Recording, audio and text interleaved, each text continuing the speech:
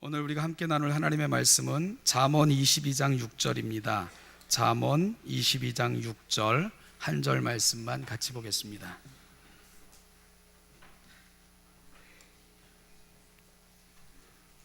네, 한 절 한 목소리로 크게 읽겠습니다. 시작. 마땅히 행할 길을 아이에게 가르치라.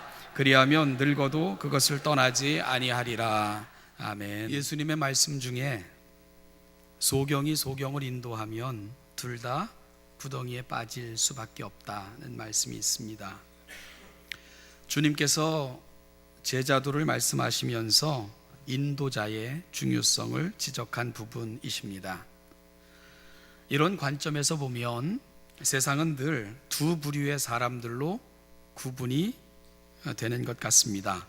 인도자와 인도함을 받는 사람입니다. 그런데요, 인생에서 늘 어느 한편에만 그렇게 머물러 있는 사람은 없을 것입니다. 어느 순간까지는 인도함을 받는 자리에서 어느 순간부터는 또한 인도자로 바뀌게 됩니다. 잘 이해하고 따르는 것이 중요했던 인도받는 자리에서 잘 인도하는 것이 중요한 인도자의 자리로의 패러다임의 전환이 우리 인생 가운데는 늘 일어난다는 것입니다. 그리고 이러한 전환이 분명하고 명확하게 이루어지는 곳이 있다면 아마 그곳이 바로 가정일 것입니다. 가정은 자녀와 부모라는 역할에 분명한 한계가 있고요, 이러한 리더십과 이런 역할의 전환을 통해 가치를 만들어 대에서 대를 이어 전통을 만들어가는 것이 바로 가정이기 때문입니다. 5월은 특별히 가정의 달이고요, 오늘은 특별히 어린이 주일입니다. 여러분, 지금은 많이 바뀌었지만 모든 것이 귀했던 시절 어떻게 교회 나오게 됐어요? 그러면 어린이 주일이면 교회에서 맛있는 거 주기 때문에 맛있는 거 먹으러 교회 갔다가 붙들림 바 됐습니다. 이렇게 고백하는 사람들이 굉장히 많아요. 그러고 보면 어린이 주일은 교회의 아주 중요한 절기입니다. 그리고 이 절기 때마다 가장 많이 들었음직한 그러한 성경 구절이 있다면 오늘 저와 여러분들이 함께 읽은 이 본문일 것입니다. 우리 다시 한번 같이 읽어볼까요? 22장 6절입니다. 시작. 마땅히 행할 길을 아이에게 가르치라. 그리하면 늙어도 그것을 떠나지 아니하리라. 이 본문 속에서 한 인생의 두 세대를 만나게 됩니다. 바로 아이였을 때와 늙었을 때입니다. 그리고 그 아이의 인생의 중심에는 부모가 서 있는 것을 또한 놓치지 말아야 됩니다. 아이는 부모로부터 가르침을 받습니다. 그리고 그 가르침을 붙들고 살아갑니다. 그리고 그 아이는 그렇게 나이가 들어갑니다. 그리고 나이가 들어서도 여전히 그 어릴 적 들었던 그 가르침을 실천하고 살고 있는 나이든 또 한 사람의 모습을 우리가 오늘 본문을 통해서 상상할 수 있게 됩니다. 그는 그렇게 누군가의 자녀였던 어린아이의 자리에서 이제는 나이가 들었고요, 나이가 들었다는 것은 자연스럽게 또 다른 누군가의 부모가 되어 있는 그런 위치와 역할의 전환이 이루어져 있을 것입니다. 그리고 그는 자기가 어릴 적 부모에게 교훈을 받았던 것처럼, 가르침을 받았던 것처럼 또 자신의 자녀에게 교훈과 가르침을 하고 있을 것입니다. 그렇게 자리는 비워지고 채워지는 가운데 세대에서 세대로 흘러 그렇게 한 세대가 흘러가는 모습을 오늘 본문을 통해서 우리는 확인할 수 있게 되는 거죠. 여기서 잠언 기자는 흘러가는 세월, 결코 돌이킬 수도 없고요, 되풀이할 수도 없는 인생길에서 세대에서 세대를 이어주는 그 의미를 만들어가는, 그리고 그 세대에서 세대를 덧풀이가면서 흘러가는 세월 속에 그 가치와 의미는 어디서 만들어질까? 이런 질문을 하고 있다는 생각을 합니다. 여러분, 그 가치는 어디서 만들어질까요? 오늘 잠언 기자는 부모의 무릎에서 그 가치가 만들어지고 있다, 그 의미가 생겨나고 있다, 그렇게 설명하고 있는 겁니다. 바로 가르침입니다.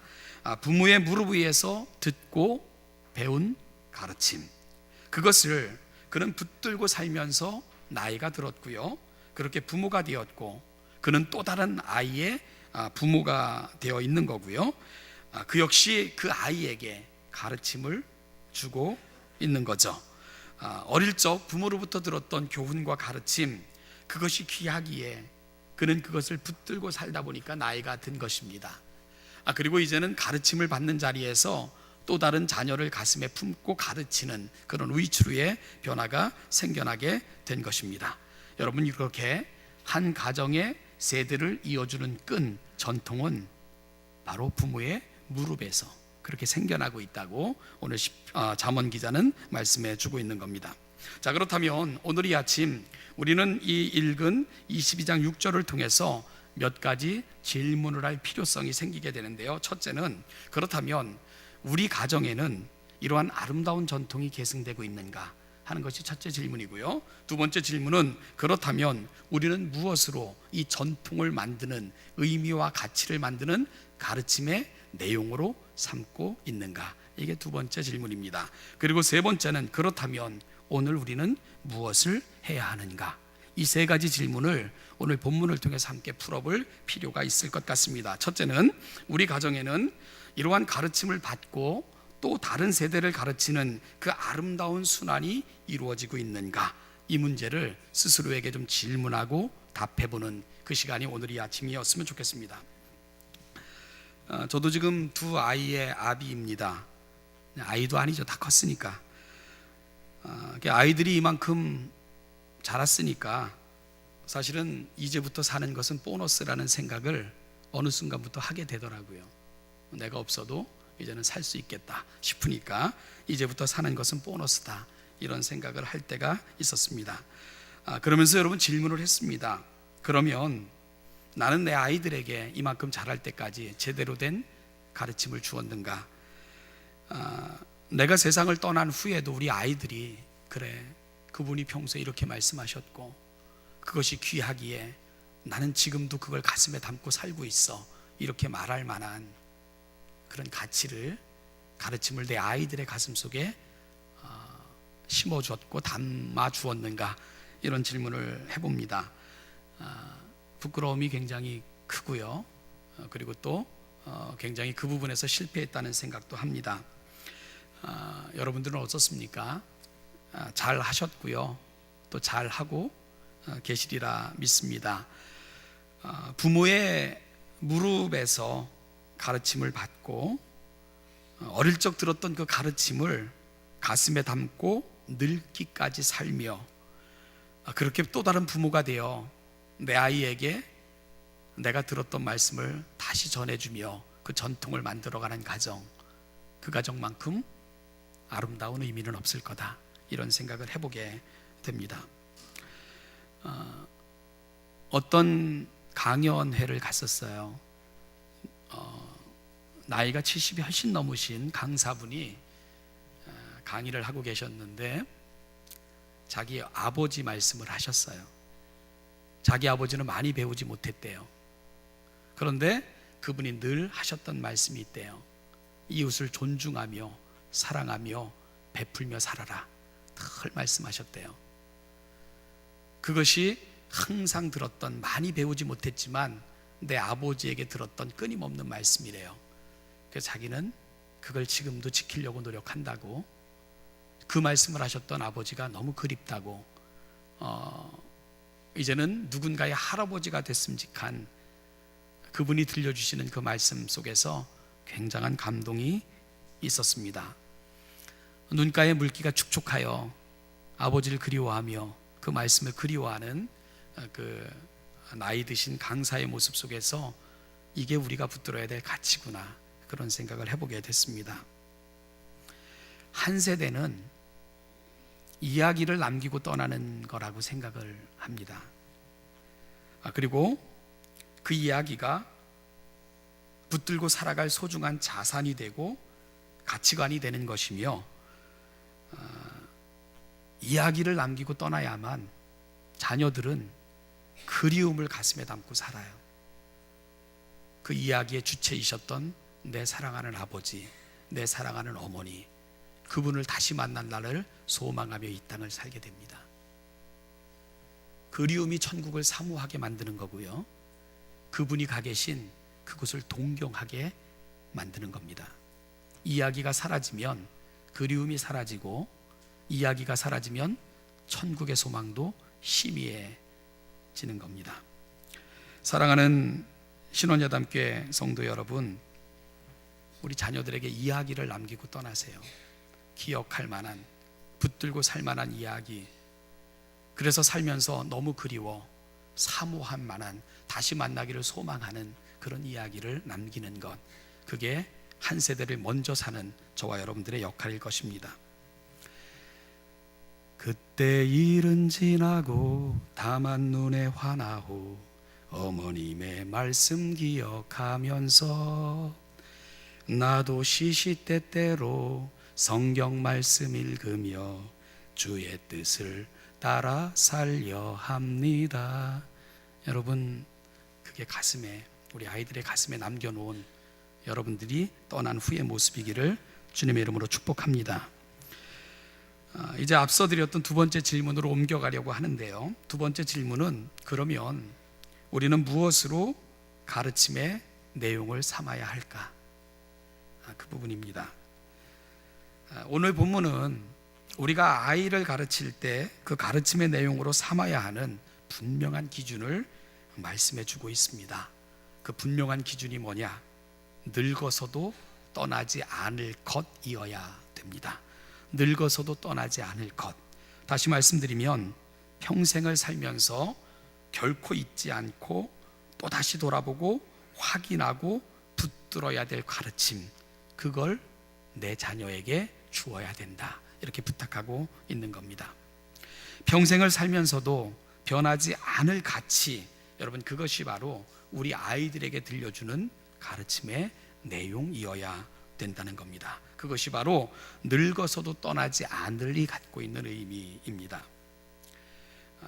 다시 말씀드리지만, 저는 가장 복받은 인생은 바로 그 늙어서도 떠나지 않을 그 교훈을 부모로부터 들을 수 있었던 사람이 가장 복받은 사람이라고 생각을 합니다. 그러면 인생을 살면서 인생 사실 되풀이 되잖아요. 그럼 겪을 수많은 시행착오 줄일 수 있게 되겠지요. 때론 곁길로 나아갈 때도 있고요, 잘못된 생각을 할 때도 있을 것입니다. 그러나 잘못된 생각이라고, 내가 지금 잘못된 길을 걷고 있다고 느끼며 돌아올 수 있는 그런 기회를 훨씬 더 많이 부모로부터 그 인생은 받고 자랄 것입니다. 그래서 곧바로 자기의 자리로 돌아올 수 있을 것입니다. 그것이 바로 늙어서도 떠나지 않을 그 교훈을 받은 사람의 복이고 행복입니다. 미국 뉴멕시코 지역, 멕시코와 국경을 접한 지역인데요, 그 한 흑인 가정에 이렇게 슬픔의 시간이 다가오고 있었습니다. 오랜 투병을 하셨던 어머니가 마지막 숨을 거칠게 이렇게 몰아쉬고 있었습니다. 그런데 그 어머니의 숨결이 안타까운 것은, 그 어머니에게는 남겨놓고 떠나야 되는 12살 된 아들이 있었는데, 설상가상으로 그 아이는 장애를 가진 아이였고요, 1년 전에 그 아이는 아버지를 먼저 떠나보내는 그 아픔을 경험했던 터라 두고 떠나는 그 어머니가 마지막 순간까지 그 아이를 안타깝게 쳐다볼 수밖에 없었죠. 그러면서 그 어머니가 그 12살 난 장애를 가진 아이의 손을 잡고는 이렇게 유언합니다. 렐프야, 너에게 물려줄 것이 한 가지도 없구나. 미안하다. 그러나 엄마의 말을 잊지 말아다오. 엄마가 너에게 3가지 보물을 주고 싶구나. 아무리 괴로워도 믿음과 소망과 사랑을 잊지 말고 놓지 말거라. 이렇게 유언을 했어요. 이게 3가지 보물이라고 아이의 손을 잡고 어머니는 유언을 하고는 숨을 거두었습니다. 렐프는 1년 사이에 아버지와 어머니를 모두 잃는 그런 고아가 되었어요. 그는 로스앤젤레스 시에 사는 할머니에게 인계됐고요, 그는 온갖 고생을 다하며 정말 버티며, 그럼에도 불구하고 그 끈을 놓지 않고는 대학 교육까지 때까지 이렇게 마칠 수 있게 됐습니다. 그 당시 1940년대 얘기니까 인종차별 심했고요.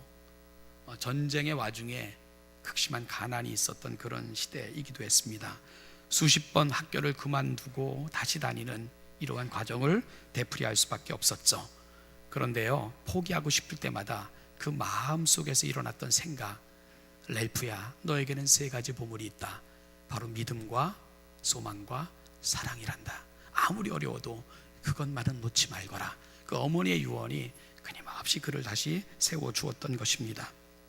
이 소녀는 소아마비 장애자였고요, 가정도 불행하였지만 이 사람이 누구냐면 렐프 번치라는 사람인데요, 미국뿐만이 아니라 세계 역사에서 흑인으로 최초의 노벨 평화상을 받았던 그런 인물입니다. 그는 1940년대 팔레스타인이 엄청난 그 전쟁의 와중에서 고통받을 때 그 팔레스타인을 위한 그 평화를 정착시키기 위해 자기의 모든 삶을 다 바쳐 사랑과 소망과 믿음, 이 정신으로 그들을 화해시키려고 노력을 했고, 그것이 인정받아서 1950년 흑인 최초로 노벨 평화상을 받는 그런 사람이 됐습니다. 이 모든 것을 인정받아 존 F 케네디 대통령으로부터는요, 자유훈장을 받기도 했던 그런 인물입니다. 그런 렐프 번치 박사가 이런 회고를 했습니다. 나를 지탱해 준 강한 뿌리가 있다면 오직 하나, 어머니의 유언입니다. 이런 말씀을 남겼습니다. 믿음과 소망, 사랑, 모든 것이 바뀌어도 이건 포기하지 말거라 부탁받은 그걸 내가 붙들었기에 오늘의 내가 있게 됐습니다. 이렇게 이야기를 했습니다.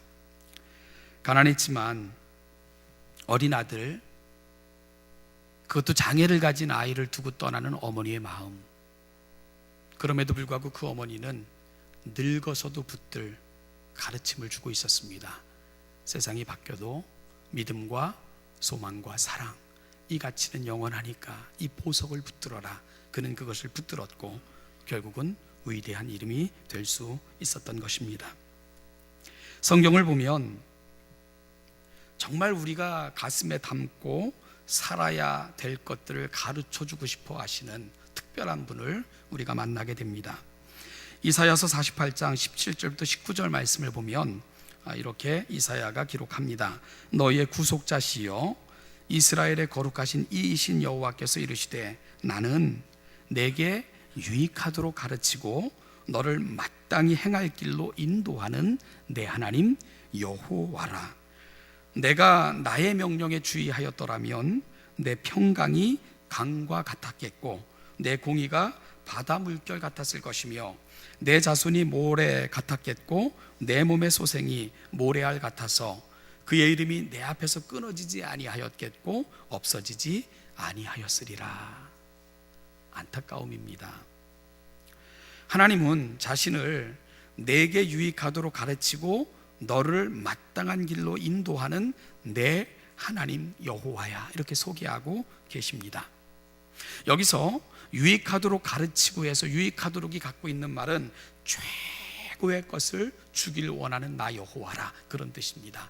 가장 좋은 길, 최고의 길을 너에게 보여주고 싶은 나 여호와, 하나님은 당신을 그렇게 소개하고 계십니다. 그러면서 이 말에 유의하고 내 명령에 주의하였더라면 너의 삶에는 평강이 찾아갔을 것이며 결코 불의한 자의 길에 서지 않았을 것이고 정직하고 공평하게 살았을 것인데, 그리고 내 자녀는 바닷가의 모래알과 같이 번성하였을 것인데 네가 나의 명령과 규례를 버렸으므로 그 은혜에 이르지 못하였구나. 답답해 하시는 하나님의 마음을 이사야 선지자가 전해주고 있는 겁니다. 하나님은 우리에게 가장 좋은 길 제시하시길 원하시는 분이십니다. 하나님은 우리에게 가장 좋은 것을 그렇게 주길 원하시는 분, 그분이 바로 우리 하나님이십니다. 그래서 이 하나님의 사랑을 경험했던 사람들은 이 세상을 떠나면서 한결같이 똑같은 말로 사랑하는 자녀와 다음 세대에게 유언을 했습니다.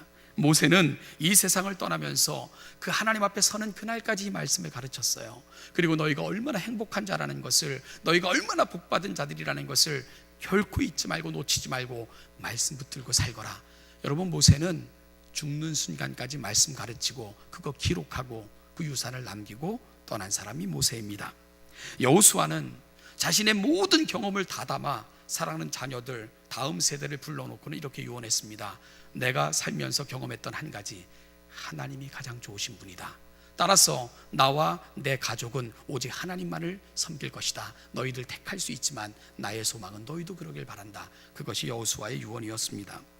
다윗은 죽음이 임박했을 때에 그 험난했던 파란만장했던 생애를 마치면서 한 가지 가치를 왕이 이어받을 솔로몬에게 전해주고 있습니다. 그게 뭡니까? 여호와의 율법을 가까이 두어라. 그리하면 네가 좌나 우로 치우치지 않을 것이다. 그것이 다윗의 유언이었습니다. 사무엘은 공식적인 직함에서 물러남에도 이스라엘 백성들과 한 가지를 약속합니다. 내가 생명 다하는 날까지 내가 힘이 있고 기력이 있다면 이 하나님의 말씀을 전하고 증거하고 가르치다 주 앞에 설 것이다. 이것이 바로 사무엘의 유언이었습니다. 사도 바울은 유언과 같은 편지에서 믿음의 아들 디모데에게 이런 부탁을 합니다. 성경을 가까이 두어라. 늘 읽어라. 그리고 가르치기를 즐겨하고 힘쓰거라. 이것이 바로 사도 바울의 유언이었습니다. 그래서 사도 바울은 에베소서 6장 4절에서 그 시대의 부모들에게도 이런 부탁을 합니다. 또 아비들아, 너희 자녀를 노엽게 하지 말고 오직 주의 교양과 훈계로 양육하라. 이 가치를 들려주고 있습니다. 이들이 한결같이 자녀에게, 혹 가장 소중한 이들에게, 혹은 다른 세대에게 붙잡고 가슴에 새기고 놓치지 말고 살라고 가르친 그 한 가지, 그게 뭡니까? 하나님의 말씀을 가슴에 새기라는 겁니다. 그 말씀을 아이들의 가슴 속에 새겨주라는 겁니다. 그리고 그 아이들을 주의 훈계와 교훈으로 양육하라는 것입니다. 사랑하는 신원예담교 성도 여러분, 우리가 똑똑한 것 같지만 그렇게 똑똑하지 않습니다. 우리는 많은 부분에서 부족합니다. 내가 맞다고 그때 그렇게 주장을 했는데 시간 지나면 쑥스러운 것들이 너무나도 많습니다. 더군다나 우리가 책에서 배웠던 한 시대를 풍미했던 사조들, 그때는 그게 맞다고 제도 고치고 시스템 고치고 교육 고치고 다 고쳤는데 한 세대가 지나가기 전에 그게 얼마나 잘못됐다는, 그것이 바로 이 세상을 얼마나 황폐하게 만들었다는 입증되는 수없이 많은 사상들을 저와 여러분들은 경험하고 보고 지금도 경험하고 있습니다. 그러나 쓰여진 이후 한 번도 개정되거나 변개되거나 첨가되거나 삭제되지 않은 책, 지금도 수없이 많은 사람들이 이 말씀을 붙들고 이 말씀 읽기 위해 생명 바치며 사모하는 책, 바로 하나님의 말씀 성경입니다. 그렇다면 오늘 우리가 내 자녀의 가슴에 늙어서도 붙들고 살아가야 될 그 가치를 그 가슴에 새겨주고 싶다면 오늘 우리가 우리 아이들의 가슴에 남겨줘야 될 우리의 유산은 뭘까? 하나님의 말씀을 사랑하는 자녀들의 가슴판에 새겨주시는 우리 이 시대 부모들 다 되시기를 주님의 이름으로 축복합니다. 오늘 세 번째 드렸던 질문으로 이 말씀 마무리하고자 합니다. 세 번째 질문이 뭐였죠? 그럼 오늘 우리는 무엇을 해야 되는가? 그 질문이었습니다. 여러분, 오늘 부모된 우리가 우리 자녀들을 위해 해야 될 일은 무엇일까? 그것은 우리가 먼저 내 자녀에게 가르치기 전에, 내 자녀에게 훈계하기 전에 내가 놓지 말고 포기하지 않을 그 가치를 가슴에 담는 그런 삶이 중요하다는 겁니다. 여러분, 그걸 찾아내지 못하면 내 자녀에게 가르칠 수 있겠습니까? 내 자녀에게 훈계할 수 있겠습니까? 잔소리만 할 수 있겠지요. 그래서 오늘 본문이 굉장히 어려운 본문입니다. 왜냐하면 마땅히 행할 길을 내 아이에게 가르치라. 그 마땅히 행할 길을 내가 알아야 가르칠 거 아니겠어요? 내가 알아야 가르칠 거 아니겠습니까?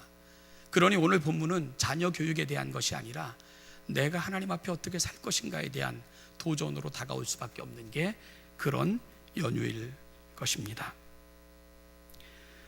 저는 우리 아이들에게 어렸을 때부터 가장 많이 했던 말이 있어요. 그건 뭐냐 하면 예수님의 말씀을 아이들에게 이야기하면서 내가 대접을 받고자 하는 대로 남을 대접하라.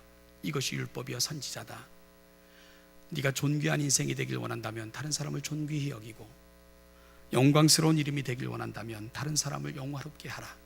그것이 모든 성경의 핵심이다. 저는 그 얘기는 참 많이 했던 것 같습니다. 여러분, 남을 대하는 나의 태도가 남이 내게 내리는 평가라는 것입니다. 내가 남을 얼마나 존중하며 높여주며 존귀히 여겨주는가가 결국은 누군가로부터 받는 나의 평가라는 거예요. 그런데 중요한 것은 하나님도 나를 그렇게 평가하신다는 거예요. 내가 누군가를 향해 누군가를 위해 대하며 보여주는 태도, 그것이 하나님이 나에게 보여줄 태도와도 매우 밀접하다는 것을 성경은 말씀하고 계신다는 거죠. 여러분, 그러기 위해서 저는 제 아이들에게 남에게 대접을 받고자 하는 대로 남을 대접하라. 이것이 율법이여 선지자다. 이걸 가르쳐 줄 때 이 가르침이 힘이 있으려면 그걸 내가 먼저 보여줘야 되지 않겠습니까?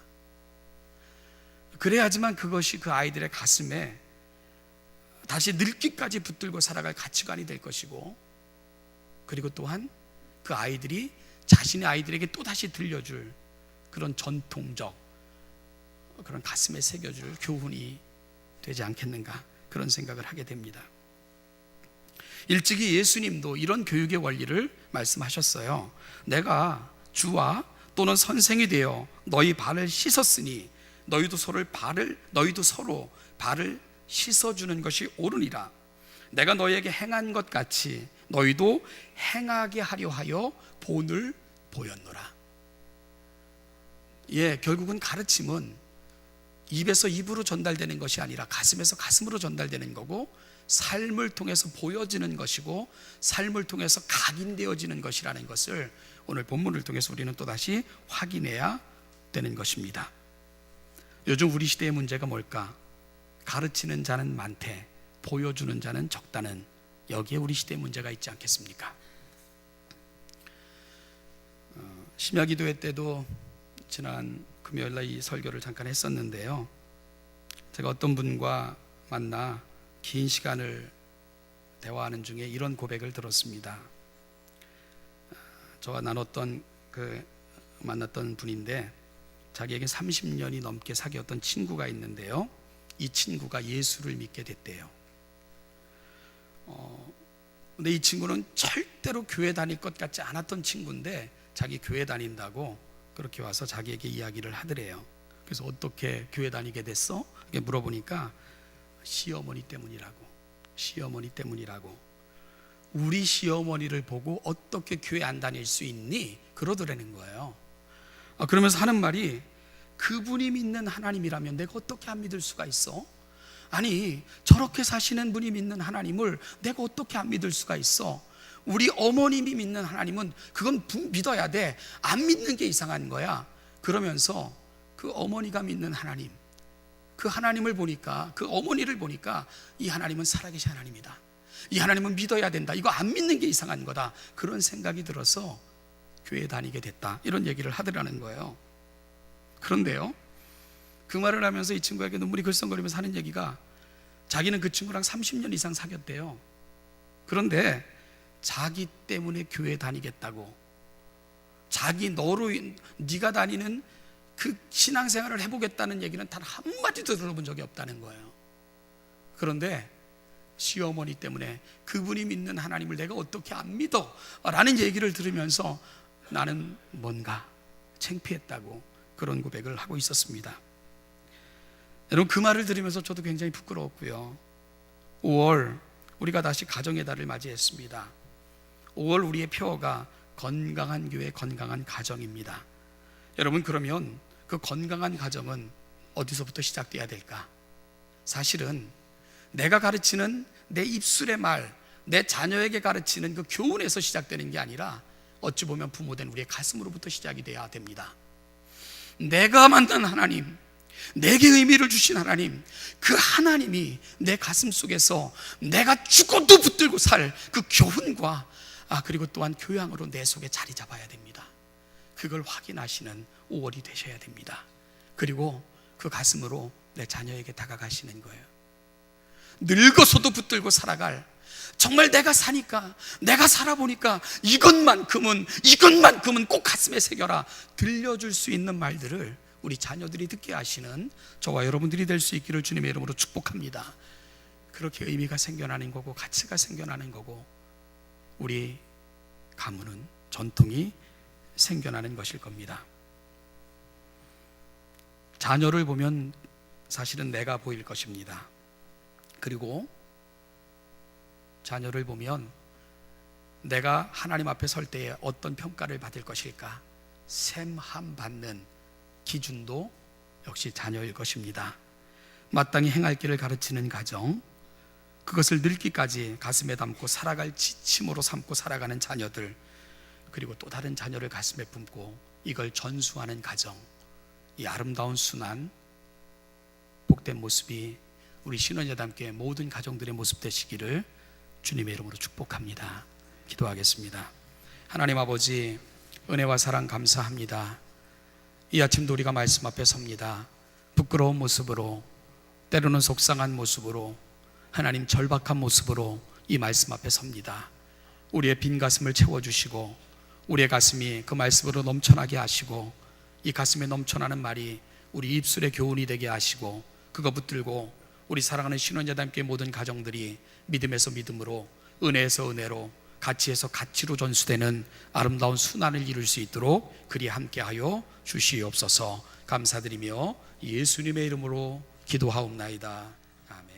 우리를 위해 십자가에 자기의 모든 몸을 내어주시고 피 흘리고 물 뿌리셔서 우리를 향한 구속과 사랑을 완성하신 우리 주 예수 그리스도의 은혜와 그 아들을 이 땅에 보내주시면서까지 약속하셨던 영원을 우리 가운데 허락하셨던 아버지 하나님의 은총과 오늘도 그 은혜를 우리의 은혜 되게 하시고자 우리 곁에 서셔서 우리보다 우리의 저지를 더 아파하시며 탄식하며 기도하시기까지 도우시며 우리를 인도하시는 성령 하나님의 은혜가 아름다운 믿음의 가정, 전통과 은혜가 충만할 뿐만 아니라 다음 세대에서 세대로 이루어져 하나님의 영원한 기쁨이 되고 감사가 되기를, 우리 가정 그렇게 되기를 소망하며 이 자리에 있는 우리 사랑하는 신원예담교회 모든 성도들, 그 가정, 자녀들, 그들이 살아가는 모든 삶의 자리마다 이 은총과 은혜가 지금부터 영원까지, 그 영원까지 함께 하시기를 축원하옵나이다. 아멘.